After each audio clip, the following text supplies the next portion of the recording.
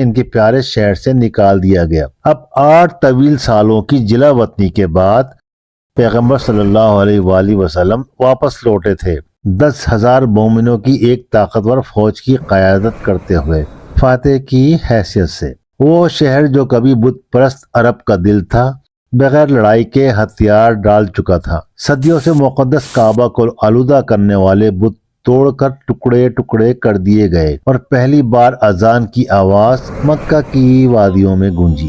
اس منظر کا تصور کریں، قریش کے رہنما وہی لوگ جنہوں نے سالوں کے ظلم و ستم کی منصوبہ بندی کی تھی، اب کعبہ کے صحن میں جمع تھے۔ اندر موجود وہ لوگ جنہوں نے آپ صلی اللہ علیہ وآلہ وسلم کو ستایا، تشدد کیا اور ان کے خلاف لڑائی کی، اب مکمل طور پر آپ کے رحم و کرم پر تھے۔ آپ کیا ہونے کی توقع کریں گے؟ انتقام۔ ایک شہر جو خون میں نہا جائے گا۔ وہ سر جھکائے قیدیوں کی طرح کھڑے تھے، ان کے دل خوف سے بھرے تھے۔ وہ صحرا کے قدیم قوانین انتقام کے وحشیانہ چکر کو جانتے تھے۔ ہر لحاظ سے ان کی جانیں ضائع